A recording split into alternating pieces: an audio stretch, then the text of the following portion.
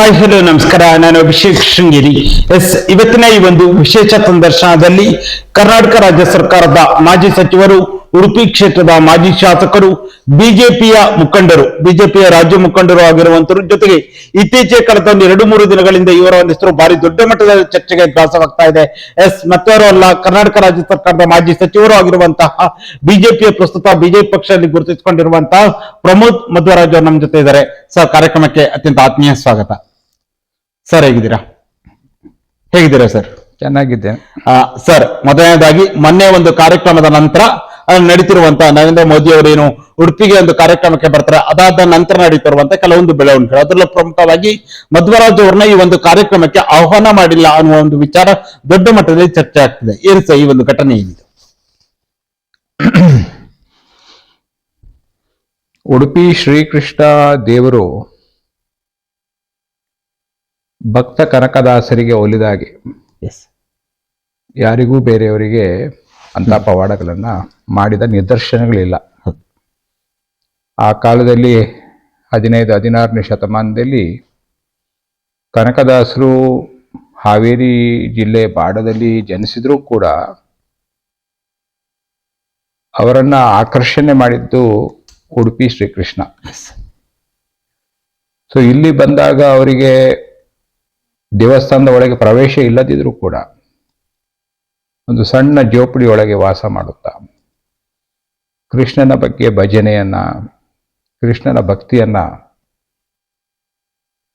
ಅಂಥ ಅವಮಾನವನ್ನು ಕೂಡ ಸಹಿಸಿಕೊಂಡು ಕನಕದಾಸರು ಮಾಡಿದಂಥ ಭಕ್ತಿಗೆ ಒಲಿದು ಶ್ರೀಕೃಷ್ಣ ಗೋಡೆಯನ್ನೇ ಹೊಡೆದು ಕನಕದಾಸರಿಗೆ ದರ್ಶನ ಕೊಡುವಂಥ ಒಂದು ಏನು ಪವಿತ್ರವಾದಂಥ ಒಂದು ಜಾಗ ಇದೆ, ಅದಕ್ಕೆ ಕನಕನ ಕಿಂಡಿ ಅಂತ ಕರೀತಾರೆ. ನಮ್ಮ ತಂದೆ 62ರಿಂದ 67ನೇ ಇಸ್ವಿ ಉಡುಪಿಯಲ್ಲಿ ಶಾಸಕರಾಗಿದ್ದಾಗ ಎಲ್ಲೋ ಒಂದು ಕಡೆಯಲ್ಲಿ ಕನಕದಾಸರಿಗೆ ಸರಿಯಾದ ರೀತಿಯಲ್ಲಿ ಒಂದು ಸ್ಥಾನಮಾನ ಸಿಕ್ಕಿಲ್ಲ ಎಂಬತಕ್ಕಂಥ ದೃಷ್ಟಿಯಿಂದ ಕನಕದಾಸರ ಗುಡಿಯನ್ನ ನಮ್ಮ ತಂದೆ 65ನೇ ಇಸ್ವಿಯಲ್ಲಿ ನಿರ್ಮಿಸಿ ಒಂದು ಉತ್ತಮವಾದಂಥ ಒಂದು ಮೂರ್ತಿಯನ್ನು ಕೂಡ ರಚಿಸಿ ಆಗಿನ ಮುಖ್ಯಮಂತ್ರಿ ನಿಜಲಿಂಗಪ್ಪನವರನ್ನ ಕರೆಸಿ ಪೇಜಾವರ ಹಿರಿಯ ಸ್ವಾಮಿಗಳ ಉಪಸ್ಥಿತಿಯಲ್ಲಿ ಉದ್ಘಾಟನೆ ಆಗತ್ತೆ. ಸೊ ನಾನು ಅದು 60 ವರ್ಷದ ಹಿಂದಿನ ಗುಡಿ ಆದ್ರಿಂದ ಸ್ವಲ್ಪ ದುರಸ್ತಿ ಮಾಡಬೇಕು ಅಂತ ನಾನು ಪೂಜ್ಯ ಕುತ್ತಿಗೆ ಮಠದ ಪರ್ಯಾಯ ಶ್ರೀಗಳಾಗಿರ್ತಕ್ಕಂಥ ಶ್ರೀ ಸುಗುಣೇಂದ್ರ ತೀರ್ಥ ಸ್ವಾಮೀಜಿಗಳ ಹತ್ರ ಅದನ್ನು ದುರಸ್ತಿ ಮಾಡ್ತೀನಿ ಅಂತ ಕೇಳಿದಾಗ ಆ ಕನಕನ ಕಿಂಡಿಗೆ ಸ್ವರ್ಣಲೇಪಿತ ಕವಚವನ್ನು ಮಾಡಿದರೆ ಒಳ್ಳೇದು ಅಂತ ನನಗೆ ಸೂಚನೆ ಕೊಟ್ಟರು. ನಾನು ತಕ್ಷಣ ಒಪ್ಕೊಂಡೆ. ಯಾಕಂದ್ರೆ ಕನಕದಾಸರ ಸೇವೆ ಮಾಡುವಂಥ ಒಂದು ಭಾಗ್ಯ ಎಲ್ರಿಗೂ ಬರಲ್ಲ. ನಮ್ಮ ಕುಟುಂಬಕ್ಕೆ ನನ್ನ ತಂದೆಗೂ ಬಂದಿದೆ, ನನಗೂ ಬರುತ್ತೆ ಅಂತ ನಾನು ತಕ್ಷಣ ಒಪ್ಕೊಂಡೆ. ಆವಾಗ ಪ್ರಧಾನಮಂತ್ರಿ ನರೇಂದ್ರ ಮೋದಿ ಅವರು ಉಡುಪಿಗೆ ಬರುವಂತದ್ದು ಯಾವುದು ಕಾರ್ಯಕ್ರಮ ಜೋಡಣೆ ಆಗಿರ್ಲಿಲ್ಲ. ಸೊ ನಾವೆಲ್ಲ ಕೆಲಸ ಪ್ರಾರಂಭ ಮಾಡಿದ ಮೇಲೆ ಪ್ರಧಾನಮಂತ್ರಿಯ ಕಾರ್ಯಕ್ರಮ ಫಿಕ್ಸ್ ಆಯಿತು. ಸ್ವಾಮೀಜಿಯವರು ಸ್ವತಃ ಪತ್ರಿಕಾಗೋಷ್ಠಿಯಲ್ಲಿ ಅದನ್ನು ನರೇಂದ್ರ ಮೋದಿ ಅವರು ಈ ಏನು ಸುವರ್ಣ ಲೇಪಿತ ಕವಚ ಇದೆ ಕನಕನ ಕಿಂಡಿಗೆ, ಅದು ಪ್ರಧಾನಮಂತ್ರಿಗಳ ಮೂಲಕವೇ ಸಮರ್ಪಣೆ ಮಾಡ್ತೀವಿ ಪ್ರಮೋದ್ ಮಧ್ವರಾಜರ ಕೊಡುಗೆ ಅಂತ ಪತ್ರಿಕಾಗೋಷ್ಠಿಯಲ್ಲಿ ಘೋಷಣೆ ಮಾಡಿದ್ರು. ನಾನೇನು ಪ್ರಧಾನಮಂತ್ರಿಯಿಂದ ಅದನ್ನ ಮಾಡಿಸಿ ಅಂತ ನಾನೇನು ಮನವಿ ಮಾಡಿರ್ಲಿಲ್ಲ. ಅದರ ನಂತರ ನವೆಂಬರ್ 8ರಂದು ನಡೆದಂತ ಕನಕ ಜಯಂತಿಯ ದಿವಸ ಹಾಲುಮತ ಕೃಪಾ ಸಮಾಜದ ಜನರ ಮುಂದೆ ಸ್ವಾಮೀಜಿಯವರು ಪುನರುಚ್ಚಾರ ಮಾಡಿದರು. ಇದನ್ನ ನರೇಂದ್ರ ಮೋದಿ ಅವರು ಈ ಒಂದು ಕನಕನ ಕಿಂಡಿಗೆ ಸುವರ್ಣ ಲೇಪಿತ ಕವಚವನ್ನ ಸಮರ್ಪಣೆ ಮಾಡ್ತಾರೆ ಅಂತ ಪುನರುಚ್ಚಾರ ಮಾಡಿದ್ರು. ಅದರ ನಂತರ ಕೆಲವೊಂದು ಬೆಳವಣಿಗೆಗಳಾಗಿ ನರೇಂದ್ರ ಮೋದಿ ಅವರ ಕಾರ್ಯಕ್ರಮವೇ ಅಲ್ಲಿ ಕನಕನ ಕಿಂಡಿ ಹತ್ರ ಅಥವಾ ಕನಕನ ಗುಡಿ ಹತ್ರ ಫಿಕ್ಸ್ ಆಗಿರ್ಲಿಲ್ಲ. ನಂತರ ಏನೋ ಮನಸ್ಸು ಬದಲು ಮಾಡಿ ನಾನು ಹೋಗಿ ಸ್ವಾಮೀಜಿಗೆ ಹೇಳಿದೆ, ತಾವು ಘೋಷಣೆ ಮಾಡಿ ಆಗಿದೆ, ಒಂದು ವೇಳೆ ನರೇಂದ್ರ ಮೋದಿ ಅವರು ಅಲ್ಲಿಗೆ ಕನಕದಾಸರ ಕಿಂಡಿ ಸಮರ್ಪಣೆ ಮಾಡಲಿಕ್ಕೆ ಬಾರದೆ ಹೋದ್ರೆ ಅದೊಂದು ರಾಂಗ್ ಮೆಸೇಜ್ ಹೋಗುತ್ತೆ ರಾಜ್ಯಕ್ಕೆ. ಕನಕದಾಸರ ಕೋಟ್ಯಾಂತರ ಭಕ್ತರಿಗೆ ಅದು ನೋವಾಗ್ಬೋದು ಅಂತ ನಾನು ಹೇಳಿದಾಗ, ನಂತರ ಅದು ಪ್ರಧಾನಮಂತ್ರಿಯಿಂದ ಬರೇ ಕನಕನ ಕಿಂಡಿ ಮಾತ್ರ ಸಮರ್ಪಣೆ ಮಾಡುವಂತ ಕಾರ್ಯಕ್ರಮ ಅಲ್ಲ, ಕನಕನ ಗುಡಿಗೆ ಕೂಡ ಅವ್ರು ಬಂದು ಕನಕದಾಸರ ಮೂರ್ತಿಗೆ ಮಾಲಾರ್ಪಣೆ ಮಾಡ್ತಾರೆ ಅಂತ ಅದೊಂದು ಸೇರ್ಪಡೆ ಆಯ್ತು. ಅದು ನಾವೇನು ಕೇಳಿದ್ದಲ್ಲ, ಅದು ಕನಕದಾಸರ ಮತ್ತು ಅದು ನಿಮ್ಮ ತಂದೆಯವರು ಕೊಟ್ಟಿರುವುದು. ಸೊ ಅದು ಶ್ರೀಕೃಷ್ಣ ಮತ್ತು ಮುಖ್ಯ ಪ್ರಾಣ ದೇವರ ಮತ್ತು ಕನಕದಾಸರ ಒಂದು ಪವಾಡ ಅಂತ ನಾನು ಹೇಳಲಿಕ್ಕೆ ಬಯಸ್ತೇನೆ. ಸೊ ಯಾವ ಗುಡಿಯಲ್ಲಿ ನಿಜಲಿಂಗಪ್ಪನವ್ರು ಬಂದು ಉದ್ಘಾಟನೆ ಮಾಡಿದ್ರು, ಆ ಗುಡಿಗೆ 60 ವರ್ಷದ ನಂತರ ದೇಶದ ಪ್ರಧಾನಮಂತ್ರಿ ಅದಕ್ಕೆ ಪ್ರವೇಶ ಮಾಡಿ ನಮ್ಮ ತಂದೆ ಕಟ್ಟಿದ ಗುಡಿಗೆ ಕನಕದಾಸರಿಗೆ ಮಾಲಾರ್ಪಣೆ ಮಾಡುವಂತ ಒಂದು ಸಂದರ್ಭ ಸರ್. ಈಗ ಒಂದು ಕಡೆಯಲ್ಲಿ ಅತ್ಯಂತ ಸಂತೋಷದ ವಿಚಾರ ಸರ್, ಯಾಕಂದ್ರೆ ಈಗ ಒಂದು ಕಡೆಯಲ್ಲಿ ನಿಮ್ಮ ತಂದೆಯವರು ಆ ಒಂದು ಕನಕನ ಇದು ಮಾಡಿಕೊಡ್ತಾರೆ, ನೀವು ಸ್ವರ್ಣ ಕವಚವನ್ನ ನೀಡಿರುವಂತದ್ದು. ಇಷ್ಟೆಲ್ಲ ಆದ್ರೂ ಕೂಡ ಆ ಒಂದು ಅದ್ಭುತವಾದಂತಹ ಒಂದು ಕಾರ್ಯಕ್ರಮಕ್ಕೆ ಪ್ರಮೋದ್ ಮಧ್ವರಾಜ್ ಅವ್ರನ್ನ ಯಾಕೆ ಆಹ್ವಾನ ಮಾಡಿಲ್ಲ? ಇಲ್ಲ, ನನಗೆ ಪ್ರಧಾನಮಂತ್ರಿಗಳು 28 ತಾರೀಕಿಗೆ ಬರುವಂತದ್ದು.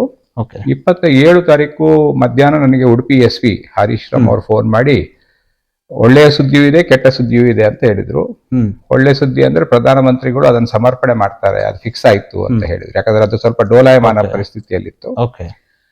ನಾನೇ ಕೇಳಿದೆ, ಕೆಟ್ಟ ಸುದ್ದಿ ಏನು, ನನಗೆ ಅಲ್ಲಿ ಪ್ರವೇಶ ಇಲ್ವಾ ಅಂತ ಕೇಳಿದೆ. ಅದಕ್ಕೆ ಹೌದು, ನಿಮ್ದು ಲಿಸ್ಟ್ ಅಲ್ಲಿ ಹೆಸರಿಲ್ಲ ಅಂತ ಹೇಳಿದ್ರು. ಮತ್ತೆ ನಾನು ಮಠದವರು ನನ್ನ ಹತ್ರ 3-4 ಬಾರಿ ಆಧಾರ್ ಕಾರ್ಡು ಫೋಟೋ ಎಲ್ಲ ತಕೊಂಡಿದ್ರು. ಸೊ ನಾನು ನಿರೀಕ್ಷೆ ಮಾಡಿದೆ ರಾತ್ರಿ ಆದ್ರೂ ಲಿಸ್ಟ್ ನಲ್ಲಿ ಹೆಸರು. ಯಾಕೆ ಈ ಒಂದು ಪ್ರಶ್ನೆ ಬರುತ್ತೆ ಅಥವಾ ಸಾರ್ವಜನಿಕ ವಲಯದಲ್ಲಿ ಚರ್ಚೆಗೆ ಕಾರಣವಾಗುತ್ತಂದ್ರೆ, ಸ್ವರ್ಣ ಕವಚವನ್ನ ನೀಡಿರುವಂತಹ ಪ್ರಮೋದ್ ಮಧ್ವರಾಜ್ ಅವರನ್ನೇ ಈ ಒಂದು ಕಾರ್ಯಕ್ರಮಕ್ಕೆ ಕರೆಯದೇ ಇರುವಂತದ್ದು, ಪ್ರವೇಶವನ್ನ ನೀಡದೇ ಇರುವಂತದ್ದು ಹಲವಾರು ಅನುಮಾನಗಳಿಗೆ ಇದು ಕಾರಣವಾಗ್ತಾ ಇದೆಯಲ್ಲ ಅಂತ. ಈಗ ನಾನು 9 ಗಂಟೆ ರಾತ್ರಿ ತನಕ ಕೂಡ ಕಾದೆ. ಭಾರತೀಯ ಜನತಾ ಪಕ್ಷದ ಜಿಲ್ಲಾಧ್ಯಕ್ಷರು ನನಗೆ ಫೋನ್ ಮಾಡಿ, ನಿಮಗೆ ಎಲ್ಲಿಯಾದ್ರೂ ಬೇರೆ ಕಡೆ ಪಾಸ್ ಬೇಕಾ ಅಂತ ಕೇಳಿದ್ರು. ನಾನು ಹೇಳಿದೆ, ನನಗೆ ಬೇರೆ ಎಲ್ಲ ಹೆಲಿಪ್ಯಾಡ್ ನಲ್ಲಿ ಸಭೆಯಲ್ಲಿ ಅಲ್ಲಿ ಎಲ್ಲ ಪಾಸ್ ಬೇಡ, ನನ್ನ ತಂದೆ ಕೊಟ್ಟಂತ ಏನು ಕೊಡುಗೆ ಇದೆ ಅಲ್ಲಿಗೆ ಮೋದಿಯವರು ಬರುವಾಗ, ಮತ್ತೆ ನಾನೇ ಸ್ವತಃ ಕೊಟ್ಟಂತ ಕೊಡುಗೆ ಏನಿದೆ ಅದನ್ನ ಸಮರ್ಪಣೆ ಮಾಡ್ಲಿಕ್ಕೆ ಮೋದಿಯವರು ಬರುವಾಗ ಅದನ್ನ ಹತ್ತಿರದಲ್ಲಿ ಅಲ್ದಿದ್ರು ದೂರದಿಂದ ಆದ್ರೂ ನೋಡುವಂತ ಒಂದು ಆಶೆ ನನಗಿದೆ. ಸೊ ನನಗೆ ಅಲ್ಲಿ ಎಂಟ್ರಿ ಕೊಡ್ಬೇಕು ಅಂತ ಕೇಳ್ಕೊಂಡಿದ್ದೆ. ಆದ್ರೆ ಕೊನೆ ಗಳಿಗೆಗೆ ಆ ಪಟ್ಟಿಯಲ್ಲಿ ನನ್ನ ಹೆಸರೇ ಬಾರದಿರುವುದರಿಂದ ನನಗೆ ಇತರ ಕಡೆ ಸಭೆಯಲ್ಲಿ ಆಗ್ಲಿ ಇನ್ನೊಂದು ಕಡೆಯಲ್ಲಿ ಆಗ್ಲಿ ಅವ್ರನ್ನ ಪ್ರಧಾನಮಂತ್ರಿಯ ಕಾರ್ಯಕ್ರಮದಲ್ಲಿ ಭಾಗವಹಿಸ್ಲಿಕ್ಕೆ ಆಗ್ಲಿಲ್ಲ. ಯಾಕಂದ್ರೆ ಪಾಸ್ಗಳು ಆ ಹೊತ್ತಿನಲ್ಲಿ ಎಲ್ಲ ಡಿಸ್ಟ್ರಿಬ್ಯೂಟ್ ಆಗಿರ್ತದೆ. ಸೊ ನಾನು ಮನೆಯಲ್ಲಿ ಇದ್ಕೊಂಡು ಆ ಒಂದು ಕಾರ್ಯಕ್ರಮವನ್ನ ವೀಕ್ಷಿಸುವಂತ ಒಂದು ಸಂದರ್ಭ ಬಂತು. ಸರ್, ಈಗ ನೀವು ಹೇಳಿದ್ರಿ ಆ ಒಂದು ಪಟ್ಟಿಯಲ್ಲಿ ಏನು ಹೆಸರು ಬಂದಿತ್ತು, ಅದರಲ್ಲಿ ನಿಮ್ಮ ಹೆಸರು ಇರ್ಲಿಲ್ಲ ಅಂದ್ರೆ ಆ ಒಂದು ಇದರಲ್ಲಿ ಇಷ್ಟಲ್ಲಿ ಅಂದ್ರೆ ಹೆಸರು ಇರ್ಲಿಲ್ವೋ ಅಥವಾ ಹೆಸರು ಬಾರದ ರೀತಿಯಲ್ಲಿ ಕೆಲವರು ಅದನ್ನ ಮಾಡಿದ್ರ ಅಂತ? ಈಗ ಮತ್ತೆ ನಾನು ಎಲ್ಲ ಉದ್ಘಾಟನೆ ಎಲ್ಲ ಆದ ಮೇಲೆ ಮರು ದಿವಸ ಸ್ವಾಮೀಜಿಯನ್ನು 29ನೇ ತಾರೀಕು ಸ್ವಾಮೀಜಿಯವರನ್ನ ಸ್ವತಃ ಭೇಟಿ ಮಾಡ್ಲಿಕ್ಕೆ ಹೋಗಿ ಕೃತಜ್ಞತೆ ಸಲ್ಲಿಸ್ಲಿಕ್ಕೆ, ಯಾಕಂದ್ರೆ ಸ್ವಾಮೀಜಿಯವರು ಅವ್ರ ಮಾತು ಉಳಿಸಿದ್ದಾರೆ. ನನಗೆ ಒಂದನೇದಾಗಿ ನನಗೆ ಸುವರ್ಣ ಇದು ಲೇಪಿತ ಕನಕನ ಕಿಂಡಿ ಮಾಡ್ಲಿಕ್ಕೆ ನನಗೆ ಒಂದು ಅವಕಾಶವನ್ನು ಕೊಟ್ಟಿದ್ರು ಸ್ವಾಮೀಜಿ, ಅದಕ್ಕೆ ಒಂದು ಕೃತಜ್ಞತೆ. ಮತ್ತೆ ಅದನ್ನ ಮತ್ತು ಗುಡಿಗೆ ಪ್ರಧಾನಮಂತ್ರಿಯನ್ನೇ ಕರೆಸಿ ಆ ಜಾಗದಲ್ಲಿ ನಾವು ಕೊಟ್ಟ ಸೇವೆಯನ್ನು ಸ್ಪರ್ಶ ಮಾಡುವಂತ ಒಂದು ವ್ಯವಸ್ಥೆ ಏನಾಯ್ತು, ಅದು ನಾವೆಲ್ಲ ಯೋಚನೆ ಮಾಡ್ಲಿಕ್ಕೆ ಆಗದಂತ ವಿಚಾರಗಳು. ಅದಕ್ಕಾಗಿ ಅವರಿಗೆ ಕೃತಜ್ಞತೆ ಸಲ್ಲಿಕೆ ಮಾಡ್ಲಿಕ್ಕೆ ಹೋಗಿದ್ದೆ. ಅವಾಗ ಅವರೇ ಹೇಳಿದ್ರು, ನಿಮ್ಮ ಹೆಸರನ್ನು ನಾವು ಕಳಿಸಿತ್ತು, ಆದ್ರೆ ಆ ಪಟ್ಟಿ ತಯಾರಾಗುವಾಗ ನಿಮ್ದು ಬಿಟ್ಟು ಹೋಗಿದೆ, ಮತ್ತೆ ನಾವು ಕೊಟ್ಟಂತ ಕೆಲವೊಂದು ಬಹಳ ಪ್ರಮುಖವಾದ ಹೆಸರು ಕೂಡ ತಪ್ಪಿ ಹೋಗಿದೆ ಅಂತ ಸ್ವಾಮೀಜಿಯವರು ನನಗೆ ಹೇಳಿದ್ರು. ಮತ್ತೆ ಬಿಜೆಪಿಯಲ್ಲಿ ನನ್ನ ಪಟ್ಟಿಯಲ್ಲಿ ಸೇರಿಸಿ ಅಂತ ನಾನು ಹೇಳಲೇ ಇಲ್ಲ. ನಾನು ಹಾಗಾಗಿ ಬಿಜೆಪಿಯವರ ತಪ್ಪು ಕೂಡ ಕಂಡು ಬರೋದಿಲ್ಲ, ಮಠದ ತಪ್ಪು ಕೂಡ ಕಂಡು ಬರೋದಿಲ್ಲ. ಹೆಂಗೆ ತಪ್ಪು ಹೋಯ್ತು ಅಂತ ನನಗೆ ಅದೇ ಯಕ್ಷ ಪ್ರಶ್ನೆ ಕಾಡುವಂತದ್ದು. ನೀವ್ ಹೇಳ್ತಾ ಇದ್ದೀರಾ ಬಿಜೆಪಿ ಅವರ ತಪ್ಪು ಕಂಡು ಬರ್ತಿಲ್ಲ ಅಂತ ಹೇಳ್ತೀರಾ, ಮಠದವರ ತಪ್ಪು ಕಂಡು ಬರ್ತಿಲ್ಲ ಅಂತ ಹೇಳಿ. ಹಾಗಾದ್ರೆ ಪ್ರಮೋದ್ ಮಧ್ವರಾಜ್ ಅವರ ಹೆಸರನ್ನ ಕೈ ಬಿಡಲು ಹಿಂದಿರುವ ಆ ಒಂದು ಶಕ್ತಿ ಯಾವುದು ಅಂತ? ಹಾಗಾದ್ರೆ ನನಗೆ ಅದರ ಬಗ್ಗೆ ಏನು ಮಾಹಿತಿ ಇಲ್ಲ, ಮತ್ತೆ ಅದರ ಮಾಹಿತಿಯನ್ನ ಪಡ್ಕೊಳ್ಳೋ ಆಸಕ್ತಿ ಕೂಡ ನನಗಿಲ್ಲ. ಯಾಕಂದ್ರೆ ನನಗೆ ಪ್ರಧಾನಮಂತ್ರಿ ಅಲ್ಲಿ ನಮ್ಮ ಸೇವೆಯನ್ನ ಬಂದು ನೋಡ್ತಾರಂತಾದ್ರೆ, ಕಣ್ಣಾರೆ ನೋಡ್ತಾರೆ, ಅವರ ಮೂಲಕ ಜಗತ್ತೇ ಅದನ್ನು ನೋಡ್ತಾ ಇದೆ ಅಂತ ಆದ್ರೆ ಅದಕ್ಕಿಂತ ದೊಡ್ಡ ಸಂತೋಷ ನನಗೇನಿಲ್ಲ. ಸೊ ನನಗೆ ಅಲ್ಲಿ ಹೋಗ್ಲಿಕ್ಕೆ ಆಗದಿದ್ರು ನನಗೆ ಒಂದು ಕಿಂಚಿತ್ತು ಬೇಸರವಾಗ್ಲಿ ದುಃಖ ದುಮ್ಮಾನವಾಗ್ಲಿ ಆಗಿಲ್ಲ. ಸರ್, ಈಗ ಹಲವಾರು ಪ್ರಶ್ನೆಗಳು ಇದರಲ್ಲಿ ಕಂಡು ಬರುವಂತದ್ದು. ಒಂದು, ನಿಮ್ಮ ತಂದೆಯವರು ನೀಡಿರುವಂತಹ ಅದ್ಭುತವಾದ ಒಂದು ವಿಗ್ರಹ ಇದಾಗಿರ್ಬೋದು. ಇನ್ನೊಂದು, ನೀವು ಕೊಟ್ಟಿರುವಂತಹ ಒಂದು ಸ್ವರ್ಣ ಕವಚ. ಇದೆಲ್ಲೂ ಪ್ರಧಾನಿಯವರ ಗಮನಕ್ಕೆ ಹೋಗುತ್ತೆ ಅನ್ನುವ ದೃಷ್ಟಿಯಿಂದಲೇ, ಅಥವಾ ನೀವು ಕೂಡ ಅದೇ ಜಾಗದಲ್ಲಿ ಇದ್ರೆ, ಅಥವಾ ಇನ್ನೇನಾದ್ರು ರಾಜಕೀಯ ಹಿನ್ನಡೆ ಆಗುತ್ತೆ ಅನ್ನೋ ದೃಷ್ಟಿಯಿಂದ ಕೆಲವು ಇಲ್ಲಿನ ರಾಜಕೀಯ ನಾಯಕರೇ ಈ ಒಂದು ಷಡ್ಯಂತ್ರವನ್ನ ಮಾಡಿದ್ರ ಅಂತ? ಈಗ ನನಗೆ ಯಾವುದೇ ಮಾಹಿತಿ ಇಲ್ಲದೆ ನಾನು ಯಾರ ಮೇಲೂ ಗೂಬೆ ಕೂರಿಸ್ಲಿಕ್ಕೆ ಬಯಸುವುದಿಲ್ಲ. ಮತ್ತೆ ಆ ಮಾಹಿತಿಯನ್ನ ಪಡ್ಕೊಳ್ಳುವ ಆಸಕ್ತಿ ಕೂಡ ನನಗಿಲ್ಲ. ತನಿಖೆ ಮಾಡಿ ಯಾರು ತಪ್ಪಿಸಿದ್ರು ಏನು ಅಂತ ಆ ಆಸಕ್ತಿ ಕೂಡ ನನಗಿಲ್ಲ. ನನ್ನ ಸೇವೆ ಕನಕದಾಸರಿಗೆ, ಕೃಷ್ಣದೇವರಿಗೆ ಅರ್ಪಣೆ ಆಗಿದೆ. ಅದನ್ನ ಸ್ವತಃ ಪ್ರಧಾನಮಂತ್ರಿಗಳು ಬಂದು ಅದನ್ನ ನೋಡಿದ್ದಾರೆ. ಇದಕ್ಕಿಂತ ದೊಡ್ಡ ಭಾಗ್ಯ ಬೇರೆ ಯಾರಿಗಾದ್ರೂ ಏನಿರ್ಲಿಕ್ಕೆ ಸಾಧ್ಯ? ಎಲ್ಲ ಈಗ ಪ್ರಧಾನಿಯವರು ಉದ್ಘಾಟನೆ ಮಾಡಿದ್ರೆ ಅವೆಲ್ಲವೂ ಕೂಡ ಒಪ್ಪುವಂತದ್ದು.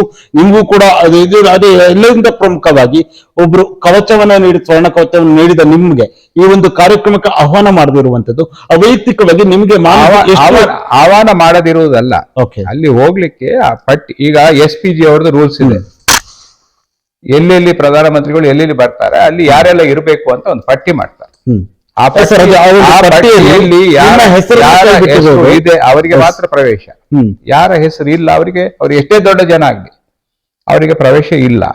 ಸೊ ನನಗೆ ರಾತ್ರಿ 9 ಗಂಟೆಗೆ ಗೊತ್ತಾಯ್ತು ನನ್ನ ಹೆಸರು ಇಲ್ಲ ಅಂತ. ನಾನು ಅದರ ನಂತರ ಪ್ರಯತ್ನವನ್ನ ಕೈಬಿಟ್ಟೆ. ಅಂದ್ರೆ ವೈಯಕ್ತಿಕವಾಗಿ ನಿಮ್ಗೆ ಎಷ್ಟು ನೋವಿದೆ ಈ ಒಂದು ವಿಚಾರದಲ್ಲಿ? ನೋವೇ ಇಲ್ಲ ಅಂತ ಹೇಳಿದೆಲ್ಲ.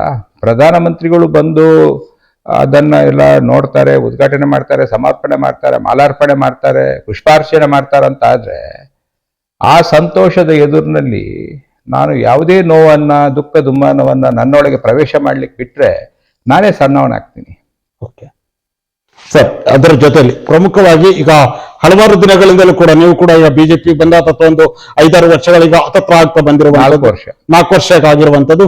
ವಿಧಾನಸಭೆ ಚುನಾವಣೆಗಿಂತ 1-2 ವರ್ಷ ಮೊದಲು ನೀವು ಬಿಜೆಪಿಗೆ ಬರ್ತೀರಾ. ಅದಾದ ನಂತರ ಇತ್ತೀಚೆಗೆ ಪ್ರಮೋದ್ ಮಧ್ವರಾಜ್ ಅವರನ್ನ ಬೇರೆ ಬೇರೆ ಕಡೆಗಳಲ್ಲಿ ಪಕ್ಷ ಬೇರೆ ಬೇರೆ ಅಂದ್ರೆ ಈಗ ಚುನಾವಣೆಗಳಲ್ಲಿ ಪ್ರಚಾರಗಳಲ್ಲಿ ಬಳಸ್ಕೊಳ್ತಾ ಇದ್ರೆ, ಅಧಿಕಾರ ಕೊಡುವ ನಿಟ್ಟಿನಲ್ಲಿ ಪ್ರಮೋದ್ ಮಧ್ವರಾಜ್ ಅವರನ್ನ ಯಾಕೆ ಬಿಜೆಪಿ ದೂರ ಮಾಡ್ತಾ ಇದೆ? ನೋಡಿ, ಶ್ರೀಕೃಷ್ಣ ಭಗವದ್ಗೀತೆಯಲ್ಲಿ ಹೇಳಿದಾಗೆ ಒಬ್ಬ ಮನುಷ್ಯ ಅವನ ಕರ್ತವ್ಯ ಮಾತ್ರ ಮಾಡಬೇಕು, ಫಲದ ಬಗ್ಗೆ ಯೋಚನೆ ಮಾಡ್ಬೋದು, ಅದು ದೇವರು ಕೊಡುವಂಥದ್ದು. ಸೊ ನಾನು ನನ್ನನ್ನು ಎಲ್ಲಿ ಗುರುತಿಸಬೇಕು, ಹೇಗೆ ಗುರುತಿಸಬೇಕು ಅಥವಾ ಗುರುತಿಸಲೇಬಾರದ ಎಂಬತಕ್ಕಂಥ ಪೂರ್ಣ ಅಧಿಕಾರ ಭಾರತೀಯ ಜನತಾ ಪಕ್ಷಕ್ಕಿದೆ. ಸೊ ಅವ್ರಿಗೆ ಏನು ತೀರ್ಮಾನ ಮಾಡ್ತಾರೆ ಅದಕ್ಕೆ ನಾನು ಬದ್ಧನಾಗಿದ್ದೇನೆ. ಯಾವ ಕಾಲದಲ್ಲಿ ಮಾಡ್ತಾರೆ ಅದಕ್ಕೆ ನನಗೆ ಒಪ್ಪಿಗೆ ಇದೆ. ಸೊ ಅವ್ರಿಗೇನು ತೀರ್ಮಾನ ಮಾಡ್ತಾರೆ ಅದು ಮಾಡಲಿ.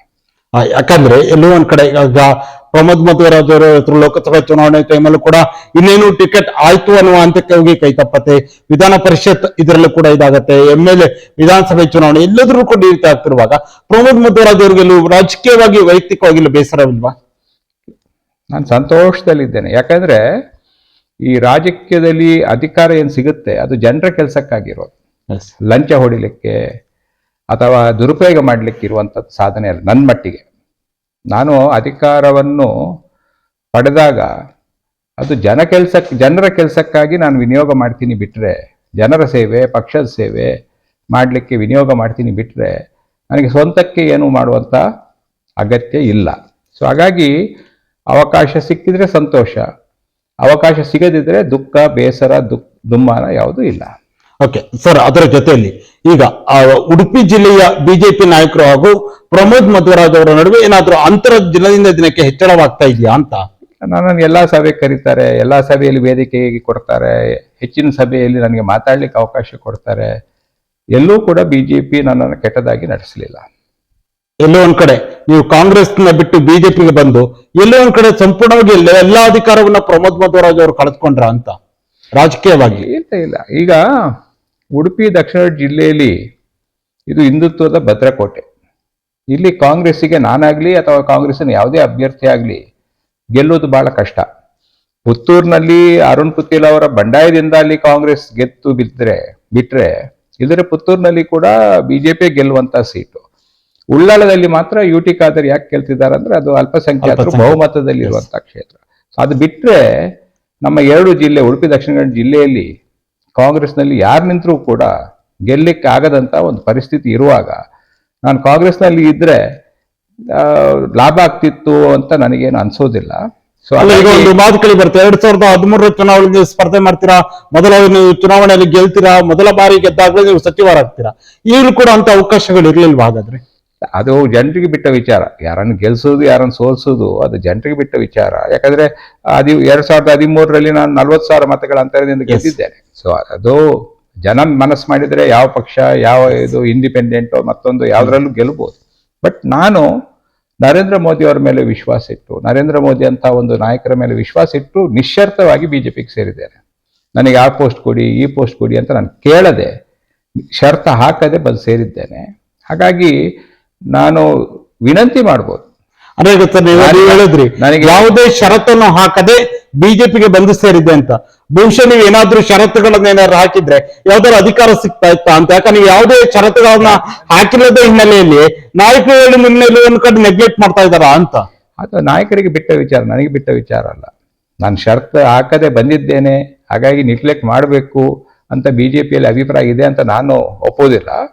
ಸೊ ಹಾಗಾಗಿ ಅದು ಪಕ್ಷಕ್ಕೆ ಬಿಟ್ಟ ವಿಚಾರ. ಯಾವ ಯಾವ ಸಂದರ್ಭದಲ್ಲಿ ಯಾರ್ಯಾರನ್ನು ಹೇಗೆ ಹೇಗೆ ಉಪಯೋಗ ಮಾಡಬೇಕು ಎಂಬುದರ ಬಗ್ಗೆ ಭಾರತೀಯ ಜನತಾ ಪಕ್ಷ ಬಹಳ ಸೂಕ್ಷ್ಮವಾಗಿ ಗಮನಿಸುವಂತ ಒಂದು ಪಕ್ಷ. ಕಾಂಗ್ರೆಸ್ ಪಕ್ಷದಾಗೆ ಅಲ್ಲ. ಕಾಂಗ್ರೆಸ್ ಪಕ್ಷದಲ್ಲಿ ಕೊನೆ ಗಳಿಗೆಗೆ ಯಾರಾದ್ರೂ ಒಬ್ಬ ಲೀಡರು ಯಾರಿಗಾದ್ರೂ ಟಿಕೆಟ್ ಕೊಟ್ಟರೆ ಅದಾಗತ್ತೆ. ಬಿಜೆಪಿಯಲ್ಲಿ ಆ ರೀತಿ ಆಗಲ್ಲ. ಸೊ ಹಾಗಾಗಿ ನಾನೇ ಬೇಸರದಲ್ಲಿಲ್ಲ, ನಾನೇ ಏನು ಗಡಿಬಿಡಿಯಲ್ಲಿಲ್ಲ, ನಾನೇ ಸಿಕ್ಕಿಲ್ಲಲ್ಲ ಎಂತಕ್ಕಂಥ ಒಂದು ವ್ಯಾಕುಲದಲ್ಲಿಲ್ಲ. ಸೊ ಹಾಗಾಗಿ ನಾನು ಅದರ ಬಗ್ಗೆ ಚಿಂತಿಸ್ಲಿಕ್ಕೆ ಹೋಗೋದಿಲ್ಲ. ಸರ್, ಈಗ ಇನ್ನೂ ಕೂಡ ನಿಮಗೆ ನಿರೀಕ್ಷೆ ಇದೆಯಾ? ಬಿಜೆಪಿಯಲ್ಲಿ ನೀವು ಹಲವಾರು ಜಿಲ್ಲೆಗಳಿಗೆ ಹೋಗ್ತೀರಾ, ನಿಮ್ಮ ಸಮುದಾಯದವರು ಬೇರೆ ಕಡೆಯೂ ಕೂಡ ಹೋಗ್ತೀರಾ, ನೀವು ಪ್ರಚಾರಗಳನ್ನ ಮಾಡ್ತಾರೆ, ಎಲ್ಲಾ ಜವಾಬ್ದಾರಿಗಳನ್ನು ಅತ್ಯಂತ ಯಶಸ್ವಿಯಾಗಿ ನಿರ್ವಹಣೆ ಮಾಡ್ತಾರೆ. ಯಾಕಂದ್ರೆ ನಾನೇ ಕೂಡ ನೋಡಿದ್ದೀನಿ, ಉಡುಪಿ ಚಿಕ್ಕಮಗಳೂರು ಲೋಕಸಭಾ ಕ್ಷೇತ್ರ ವ್ಯಾಪ್ತಿಯಲ್ಲಿ ಯಾವ ರೀತಿಯಾಗಿ ನೀವು ಓಟವನ್ನ ಮಾಡಿದ್ರ, ಬೇರೆ ಬೇರೆ ಸಂದರ್ಭ ಬೇರೆ ಬೇರೆ ಜಿಲ್ಲೆಗಳಿಗೆ ಹೋಗಿದ್ರ ಅಂತ. ಇನ್ನೂ ಕೂಡ ನಿರೀಕ್ಷೆ ಇದೆಯಾ ನಿಮಗೆ ಬಿಜೆಪಿ ಪಕ್ಷದಲ್ಲಿ ಮುಂದಿನ ದಿನಗಳಲ್ಲಿ ಅದರ ಜವಾಬ್ದಾರಿಗಳಾಗಿರ್ಬೋದು ಅಥವಾ ಚುನಾವಣೆಗಳಿಗೆ ಸ್ಪರ್ಧೆ ಮಾಡುವ ಅವಕಾಶ ಬಿಜೆಪಿ ಪಕ್ಷದಲ್ಲಿ ಕೊಡ್ತಾರೆ ಅನ್ನುವ ವಿಶ್ವಾಸ ಇದೆಯಾ? ನಾನಾಗ್ಲೇ ಹೇಳಿದಾಗೆ ಕರ್ತವ್ಯವನ್ನು ಮಾತ್ರ ಮಾಡೋದು. ಪಕ್ಷ ಏನೆಲ್ಲ ಕೆಲಸ ಕೊಡುತ್ತೆ ಅದು ಮಾಡೋದು. ಆ ಫಲ ಏನು ಕೊಡಬೇಕು ಕೊಡಬಾರ್ದು, ಸ್ಥಾನಮಾನ ಏನು ಕೊಡಬೇಕು ಕೊಡಬಾರ್ದು, ಅಧಿಕಾರ ಏನು ಕೊಡಬೇಕು ಕೊಡಬಾರ್ದು, ಅದು ಪಕ್ಷದ ನಿರ್ಣಯ. ಅದಕ್ಕೆ ನಾನೇನು ಮಾತಾಡ್ಲಿಕ್ಕೆ ಆಗಲ್ಲ. ಅಂದ್ರೆ ಇದುವರೆಗೂ ಇಲ್ಲ ಆಗ್ತಿರುವಂತ ಕೆಲವೊಂದು ಬೆಳವಣಿಗೆಯ ಕುರಿತಾಗಿ, ಮೊನ್ನೆ ಆದಂತ ವಿಚಾರ ಕುರಿತಾಗಿ ನಿಮ್ಮ ನಾಯಕರ ಗಮನಕ್ಕೆ ತಂದಿದ್ದೀರಾ? ಯಾವುದು ಮೊನ್ನೆ ಉಡುಪಿಯಲ್ಲಾದಂತ ನಿಮ್ಮ ಏನು ಕನಕನ ಕಿಂಡಿ ವಿಚಾರ? ನಾಯಕರ ಗಮನಕ್ಕೆ ನಾನು ಯಾಕೆ ತರಬೇಕು? ಯಾಕಂದ್ರೆ ಎಲ್ರಿಗೂ ಗೊತ್ತಿರುವಂತ ವಿಚಾರ. ಸಾಮಾಜಿಕ ಜಾಲತಾಣದಲ್ಲಿ ವ್ಯಾಪಕವಾಗಿ ಇದರ ಬಗ್ಗೆ ನನ್ನ ಪರವಾಗಿ ಸಹಾನುಭೂತಿ ವ್ಯಕ್ತವಾದದ್ದು ನನಗೆ ಹೆಚ್ಚಿನ ಅಂಶ ನಂಬಲಾರದಂತಹ ಒಂದು ರೀತಿಯಲ್ಲಿ ಸಂತೋಷ ಆಗಿದೆ. ಅಲ್ಲಿ ಕೂಡ ಒಂದು ಚರ್ಚೆ ಆಗ್ತಿರುವಂತದ್ದು, ಪಕ್ಷಕ್ಕಾಗಿ ಕೆಲಸ ಮಾಡಿದಂತ ಪ್ರಮೋದ್ ಮಧ್ವರಾಜ್ ಅವರನ್ನ ಯಾಕೆ ಈ ರೀತಿಯಾಗಿ ನೆಗ್ಲೆಕ್ಟ್ ಮಾಡ್ತಾ ಇದ್ದಾರೆ ಇಲ್ಲಿನವರು ಅನ್ನೋ ಒಂದು ದೊಡ್ಡ ಮಟ್ಟದಲ್ಲಿ ಚರ್ಚೆ ಕೂಡ ಆಗ್ತದೆ. ಅದು ಆ ಪ್ರಶ್ನೆ ನನ್ನ ಹತ್ರ ಕೇಳಬಾರ್ದು ನೀವು. ಪ್ರಮೋದ್ ಮಧ್ವರಾಜ್ ಅವರಿಗೆ ಅದು ಗೊತ್ತಿಲ್ವಾ? ಬಿಜೆಪಿ ಅವರ ಹತ್ರ ನೀವು ಕೇಳಬೇಕು. ಪ್ರಮೋದ್ ಮಧ್ವರಾಜ್ ಅವರು ಕೂಡ ಬಿಜೆಪಿನೇ. ನನಗೆ ಸ್ಥಾನಮಾನ ನನ್ನ ಕೈಯಲ್ಲಿದೆಯಾ? ಈಗ ನಾನೇ ನನಗೆ ಕೊಡ್ಸ್ಕೊಳ್ಳುವಂಥದ್ದು ಸಾಧ್ಯ ಆದ್ರೆ ಅದು ನನ್ನ ಕೈಯಲ್ಲಿ ಇರುತ್ತೆ. ಇದು ನನಗೆ ಏನು ಸ್ಥಾನಮಾನ ಅಧಿಕಾರ ಅವಕಾಶ ಕೊಡ್ಬೇಕಿದ್ರೆ ಅದು ನನ್ನ ಕೈಯನ್ನು ಮೀರಿ ಬೇರೆಯವರ ಕೈಯಲ್ಲಿ ಇರುವಂಥದ್ದು. ಸೊ ಬೇರೆಯವರ ಕೈಯಲ್ಲಿ ಇರುವಂತ ತೀರ್ಮಾನ ಅದ್ರ ಬಗ್ಗೆ ನಾನು ಹೇಗೆ ಹೇಳಲಿಕ್ಕಾಗತ್ತೆ? ಈಗ ಪ್ರಮೋದ್ ಮಧ್ವರಾಜ್ ಅಂತ ಬಂದಾಗ ಎಲ್ಲಾ ರೀತಿಯ ಕಾರ್ಯವನ್ನು ಅತ್ಯಂತ ಯಶಸ್ವಿಯಾಗಿ ಮಾಡ್ತಾ ಇದ್ದ, ಅದು ಪಕ್ಷವಾಗಿರ್ಬೋದು, ಸಾಮಾಜಿಕ ಸೇವೆ ಆಗಿರ್ಬೋದು, ಧಾರ್ಮಿಕ ಸೇವೆ, ಎಲ್ಲೂ ಒಂದ್ ಕಡೆ ಫಲ ನಿಮ್ಗೆ ಸ್ವಲ್ಪ ದೂರ ಆಗ್ತಾ ಇದೆಯಾ ಅಂತ?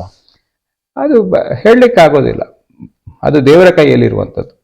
ಫಲ ದೂರನೂ ಹೋಗ್ಬೋದು, ಹತ್ತಿರನೂ ಬರ್ಬೋದು, ಸಿಗದೇ ಇರ್ಬೋದು. ಇದೆಲ್ಲ ದೇವರ ಕೈಯಲ್ಲಿ ಇರುವಂಥದ್ದು. ನಾನು ವೈಯಕ್ತಿಕವಾಗಿ ಅಥವಾ ಒಬ್ಬ ಪತ್ರಕರ್ತನಾಗಿ ಕೇಳೋದಾದ್ರೆ ಪ್ರಮೋದ್ ಮಧ್ವರಾಜ್ ಅವರು ಮುಂದೆಯೂ ಕೂಡ ಬಿಜೆಪಿ ಪಕ್ಷದಲ್ಲೇ ಇರ್ತಾರ? ನಾನು ಈಗಲೇ ತೀರ್ಮಾನ ಮಾಡಿದ್ದೇನೆ, this is my last destination. ಬಿಜೆಪಿಯನ್ನ ಬಿಟ್ಟು ಇನ್ನು ಬೇರೆ ಪಕ್ಷಕ್ಕೆ ಹೋಗುವಂಥದ್ದು ನನ್ನ ಮನಸ್ಸಿನಲ್ಲಿ ಯೋಚನೆ ಮಾಡೋದಿಲ್ಲ, ಮತ್ತು ನನಗೆ ಅಗತ್ಯನೂ ಇಲ್ಲ. ಯಾಕಂದ್ರೆ ನಾನು ಆಗ್ಲೇ ಹೇಳಿದೆ, ನಾನು ಅಧಿಕಾರಕ್ಕಾಗಿ ಬಿಜೆಪಿಗೆ ಬಂದದ್ದಲ್ಲ. ನರೇಂದ್ರ ಮೋದಿ ಅಂತ ಅವರ ಒಂದು ನಾಯಕತ್ವವನ್ನು ಒಪ್ಪಿ ಕಾರ್ಯಕರ್ತನಾಗಿ ಬಂದು ಸೇರಿದ್ದೇನೆ ಅಂತ ನಾನು ಆಗ್ಲೇ ಹೇಳಿದ್ದೇನೆ. ಎಸ್, ನರೇಂದ್ರ ಮೋದಿ ಅವರ ನಾಯಕತ್ವವನ್ನು ಒಪ್ಪಿ ಅಂತ ನೀವು ಹೇಳಿದ್ರಿ. ಆದ್ರೆ ನರೇಂದ್ರ ಮೋದಿ ಅವರು ಬಂದಂತ, ನೀವು ನೀಡಿದಂತ ಸ್ವರ್ಣ ಕವಚದ ಏನು ಉದ್ಘಾಟನೆ ಇದಾಯ್ತು, ಆ ಒಂದು ಕವಚದ ಇದು ಕಾರ್ಯಕ್ರಮಕ್ಕೆ ನಿಮ್ಮನ್ನೇ ಆಹ್ವಾನ ಮಾಡಿಲ್ಲ. ಇಲ್ಲ, ಅದು ನರೇಂದ್ರ ಮೋದಿ ಅವರ ಕೈಯಲ್ಲಿ ಇರುವಂತದ್ದಲ್ಲ.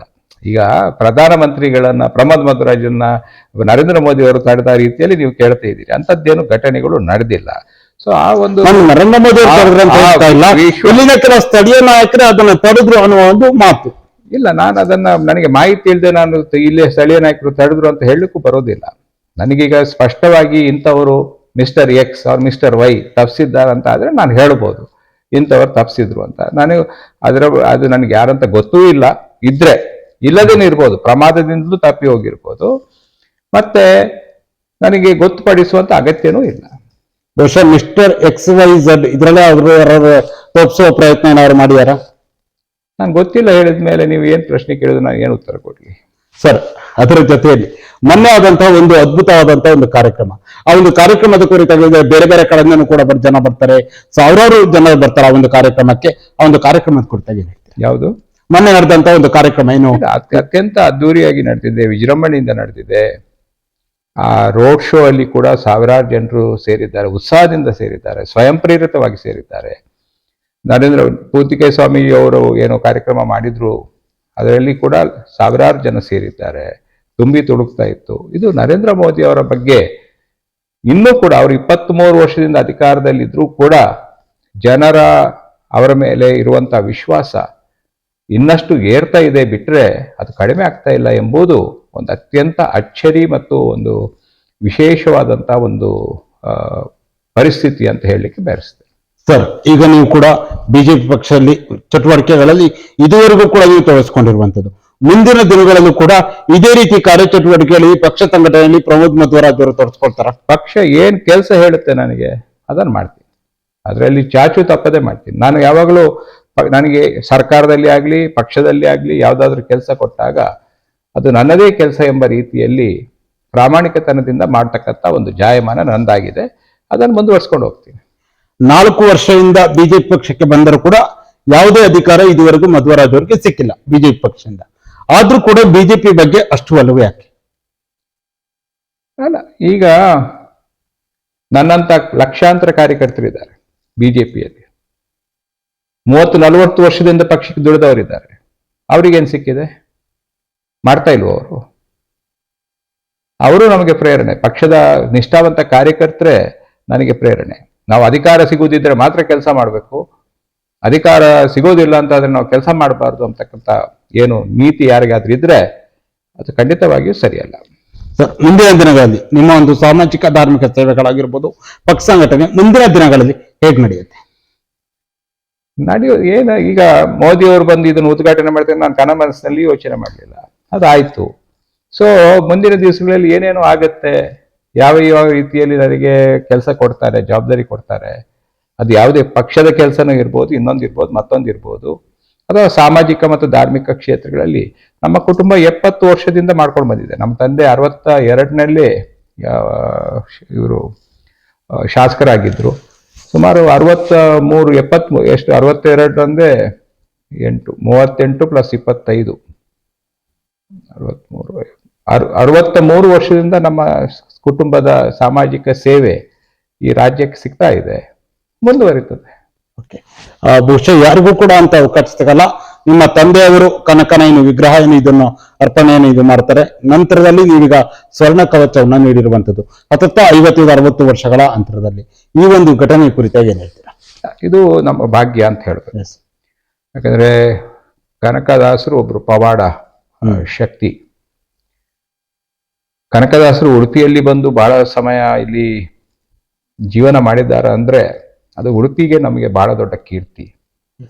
ಹಾಗಾಗಿ ಆ ಕನಕದಾಸರ ಸೇವೆ ಮಾಡುವಂತ ಒಂದು ಸೌಭಾಗ್ಯ ನಮ್ಮ ಕುಟುಂಬಕ್ಕೆ, ನನ್ನ ತಂದೆಗೂ ನನಗೂ ಸಿಗುತ್ತೆ ಅಂತ ಆದ್ರೆ ಇದಕ್ಕಿಂತ ದೊಡ್ಡ ಭಾಗ್ಯ ಯಾವುದಿರ್ಲಿಕ್ಕೆ ಸಾಧ್ಯ. ಸರ್, ಈಗ ಮೊನ್ನೆ ನಡೆದಂತ ಘಟನೆ ನಂತರ ಸಾಮಾಜಿಕ ಜಾಲತಾಣದಲ್ಲಿ ವ್ಯಾಪಕವಾದ ಬೆಂಬಲ ಮಧ್ವರಾಜ್ ಅವರ ಕೆಲಸ ಕಾರ್ಯಗಳಿಗೆ ವ್ಯಕ್ತವಾಗ್ತಾ ಇರುವಂತದ್ದು. ಮಧ್ವರಾಜ್ ಅವರಿಗೆ ಇಲ್ಲಿ ಒಂದ್ ಕಡೆ ಇದಾಯ್ತು, ಅನ್ಯಾಯ ಆಯ್ತು, ಅಥವಾ ಬೇರೆ ಬೇರೆ ರೀತಿಯಲ್ಲಿ ಹಲವಾರು ರೀತಿಯಲ್ಲಿ ಸಾಮಾಜಿಕ ಜಾಲತಾಣದಲ್ಲಿ ಚರ್ಚೆ ಆಗ್ತದೆ. ನೀವು ನಿರೀಕ್ಷೆ ಮಾಡಿದ್ರೆ ಈ ದೊಡ್ಡ ಮಟ್ಟದಲ್ಲಿ ಚರ್ಚೆ ಆಗುತ್ತೆ? ನಾನು ಕನಮನಸ್ಸಿನಲ್ಲಿ ಕೂಡ ಜನರು ನನ್ನನ್ನು ಇಷ್ಟು ಪ್ರೀತಿಸ್ತಾರೆ, ಜನರಿಗೆ ಇಷ್ಟು ನನ್ನ ಬಗ್ಗೆ ಸಹಾನುಭೂತಿ ಇದೆ ಅಂತ ನಾನು ಕನಮನಸ್ಸಿನಲ್ಲಿ ಯೋಚನೆ ಮಾಡಲಿಲ್ಲ. ಯಾಕಂದ್ರೆ ನಾನು ಅಧಿಕಾರ ಬಿಟ್ಟೆ 7 ವರ್ಷ ಆಯ್ತು, 7 ವರ್ಷ ಆಯ್ತು, 7.5 ವರ್ಷ ಆಯ್ತು. ಆ 7.5 ವರ್ಷ ನಾನು ಅಧಿಕಾರದಲ್ಲಿ ಇಲ್ಲದಂತಹ ಸಂದರ್ಭದಲ್ಲಿ ಜನ ನಮ್ಮ ಕುಟುಂಬದ ಸೇವೆ, ನನ್ನ ಸೇವೆಯನ್ನು ನೆನಪಿಟ್ಟು ಈ ರೀತಿಯ ಒಂದು ಪ್ರತಿಕ್ರಿಯೆ ಕೊಡ್ತಾರೆ ಅಂತ ನಾನು ಕನಮನಸ್ಸಿನಲ್ಲಿ ಯೋಚನೆ ಮಾಡಲಿಲ್ಲ. ಸರ್, ಇದು ನಾನು ಕೂಡ ನನಗೆ ಒಂದು ಮೋದಿಯವರು ಬಂದದ್ದು ಸಂತೋಷ ಆಗಿದೆ, ಇನ್ನೊಂದು ಜನರ ಒಂದು ಸಹಾನುಭೂತಿಯನ್ನ ನೋಡಿ ನನ್ನ ಪರವಾಗಿ ನಮ್ಗೆ ತುಂಬಾ ಸಂತೋಷ ಆಗಿದೆ. ಸರ್, ಈಗ ನಾನು ಕೂಡ ಬೇರೆ ಬೇರೆ ಜಿಲ್ಲೆಗಳಿಗೆ ಸಂದರ್ಭ ನೋಡಿದ್ದೇನೆ ಅಥವಾ ಬೇರೆ ಬೇರೆ ನಾಯಕರುಗಳನ್ನ ಮೀಟ್ ಮಾಡಿದ್ದೇನೆ. ನಾನು ನೋಡಿದ ಪ್ರಕಾರ ಒಬ್ಬ ರಾಜಕಾರಣಿ ಆದವರಿಗೆ ಅಧಿಕಾರ ಇಲ್ಲ ಅಥವಾ ಅವ್ರು ಯಾವುದೇ ಪಕ್ಷದಲ್ಲಿ ಯಾವುದೇ ಜವಾಬ್ದಾರಿಗಳಿಲ್ಲ ಸಂದರ್ಭದಲ್ಲಿ 1-2 ತಿಂಗಳಿನಲ್ಲೇ ಹಲವಾರು ಜನ ನಾಯಕರುಗಳು ಸೈಡ್ ಲೈನ್ ಆಗಿರೋದು ನೋಡಿದೆ. ಆದ್ರೆ ನಿಮಗೆ ಬಹುಶಃ ನನಗೆ ತಿಳಿದ ಮಟ್ಟಿಗೆ ಅಧಿಕಾರ ಇಲ್ಲದೆ ಅಥವಾ 7-8 ವರ್ಷಗಳಾಗ್ತಾ ಬಂತು. ಆದ್ರೂ ಕೂಡ ಈಗಲೂ ಕೂಡ ಅಧಿಕಾರ ಇದ್ದವರಿಗಿಂತ ಜಾಸ್ತಿಯಾಗಿ ಜನರು ನಿಮ್ ಬಗ್ಗೆ ಒಲವು ತೋರಿಸಲು ಕಾರಣ ಏನು? ನೋಡಿ, ಒಂದನೇದಾಗಿ ನನ್ನ ಪ್ರಾಮಾಣಿಕತನ ಜನರಿಗೆ ಗೊತ್ತಿದೆ. ನಾನು ಅಧಿಕಾರದಲ್ಲಿ ಇದ್ದಾಗ ಲಂಚರಹಿತವಾಗಿ ಆಡಳಿತ ಮಾಡಿದ್ದೇನೆ, ಜನರ ಪರವಾಗಿ ಆಡಳಿತ ಮಾಡಿದ್ದೇನೆ, ಜನರ ಸೇವೆಯನ್ನು ಮಾಡಿದ್ದೇನೆ, ನಮ್ಮ ಸ್ವಂತ ದುಡಿಮೆಯ ಹಣದಿಂದ ದಾನ ಧರ್ಮ ಮಾಡಿದ್ದೇವೆ, ಯಾರ್ದು 10 ಪೈಸೆ ಯಾರ್ದು ತಿನ್ನದೆ. ಇದನ್ನೆಲ್ಲ ಜನ ಗುರುತಿಸದೆ ಇರ್ತಾರೋ ಏನೋ ಅಂತ ನನಗೊಂದು ಸಂಶಯ ಇತ್ತು. ಆದ್ರೆ ಜನ ಗುರುತಿಸಿದ್ದಾರೆ ಅಂತಕ್ಕಂಥ ಹೆಮ್ಮೆ ನನಗೆ ಇದೆ. ಇದು ಈ ಒಂದು ಘಟನೆ ನಡೆದ ನಂತರ ಮಧ್ವರಾಜರ ಕೆಲಸ ಕಾರ್ಯಗಳಾಗಿರ್ಬೋದು, ನೀವು ಮಾಡಿದ ಸೇವೆಯನ್ನ ಜನರು ಅತ್ಯಂತ ಹೆಚ್ಚಾಗಿ ಗುರುತಿಸುವ ಕೆಲಸವನ್ನ ಸಾಮಾಜಿಕ ಜಾಲತಾಣಗಳನ್ನ ನಾವು ನೋಡ್ತೇವೆ ಮಾಡಿದ್ದಾರೆ. ಮುಂದಿನ ದಿನಗಳಲ್ಲಿ ಪಕ್ಷವು ಕೂಡ ನಿಮ್ಮ ಕೆಲಸವನ್ನ ಗುರುತಿಸುತ್ತೆ ಅಂತ ಅನ್ಸುತ್ತಾ? ನಾನು ಹೇಳಿದೆ ಆಗಲೇ, ಪಕ್ಷ is the prerogative of the party. ಪಕ್ಷದ ಪರಮಾಧಿಕಾರ ನನ್ನನ್ನು ಗುರುತಿಸುವುದು ಅಥವಾ ಗುರುತಿಸದಿರುವುದು. ಸೊ ಪಕ್ಷ ಏನ್ ಮಾಡಬೇಕು, ಈ ರೀತಿ ಮಾಡಬೇಕು ಅಂತ ಹೇಳಲಿಕ್ಕೆ ನಾನು ಯಾರೂ ಅಲ್ಲ. ನಾನೊಬ್ಬ ಸಾಮಾನ್ಯ ಕಾರ್ಯಕರ್ತ. ಪಕ್ಷ ಏನ್ ತೀರ್ಮಾನ ಮಾಡ್ತದೆ ಮುಂದಿನ ದಿವಸಗಳಲ್ಲಿ ಅದಕ್ಕೆ ಬದ್ಧನಾಗಿದ್ದೇನೆ. ಪಕ್ಷ ಏನ್ ಕೆಲಸ ಕೊಟ್ಟರು ಅದನ್ನು ಮಾಡ್ತೀನಿ. ಸರ್, ಕೊನೆಯದಾಗಿ ಈ ನಮ್ಮನ್ನ ನಡೆದಂತ ಎಲ್ಲಾ ಘಟನೆಗಳ ಕುರಿತಾಗಿ ಒಂದು ಕಾರ್ಯಕ್ರಮ ಆದ ನಂತರ ನಡೀತಿರುವಂತ ಕೆಲವೊಂದು ಚರ್ಚೆಗಳ ಕುರಿತಾಗಿ ಎಲ್ಲ ವಿಷಯಗಳ ಕುರಿತಾಗಿ ಕೊನೆಯದಾಗಿ ಏನ್ ಹೇಳಕ್ ಬಯಸ್ತೀರಾ? ನನಗೆ ಜನರ ಪ್ರೀತಿ ವಿಶ್ವಾಸ ಈ ಮಟ್ಟಕ್ಕಿದೆ ಅಂತ ನನಗೆ ಗೊತ್ತೇ ಇರಲಿಲ್ಲ. ಅದರ ಒಂದು ವಿಶ್ವರೂಪ ದರ್ಶನ ಆದಾಗೆ ಆಗಿದೆ. ಸೊ ಅತ್ಯಂತ ಸಂತೋಷದಲ್ಲಿದ್ದೇನೆ. ಅಂತ ಸಂತೋಷದಲ್ಲಿರುವಾಗ ನಾನು ಸಣ್ಣ ಪುಟ್ಟ ಕ್ಷುಲ್ಲಕ ಎಲ್ಲ ಕೆಲವು ಘಟನೆಗಳನ್ನ ನನ್ನ ತಲೆಯೊಳಗೆ ಬಿಟ್ಟು, ಹುಳವನ್ನು ಬಿಟ್ಟು ನನ್ನ ತಲೆ ಕೆಡಿಸ್ಕೊಳ್ಳಿಕ್ಕೆ ನಾನು ಬಯಸುವುದಿಲ್ಲ.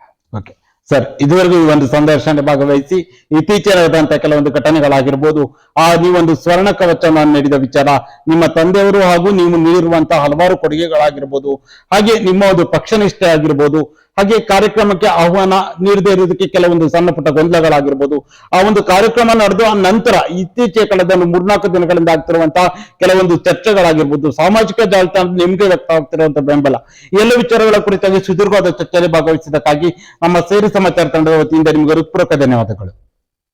ನೋಡಿದ್ರಲ್ಲ ವೀಕ್ಷಕರೇ, ಇದು ಉಡುಪಿ ಕ್ಷೇತ್ರದ ಮಾಜಿ ಶಾಸಕರು, ಕರ್ನಾಟಕ ರಾಜ್ಯ ಸರ್ಕಾರದ ಮಾಜಿ ಸಚಿವರು ಹಾಗೆ ಬಿಜೆಪಿಯ ಪ್ರಸ್ತುತ ಮುಖಂಡರು ಆಗಿರುವಂತಹ ಶ್ರೀಯುತ ಪ್ರಮೋದ್ ಮಧ್ವರಾಜ್ ಅವರ ಜೊತೆಗಿನ ವಿಶೇಷ ಸಂದರ್ಶನ.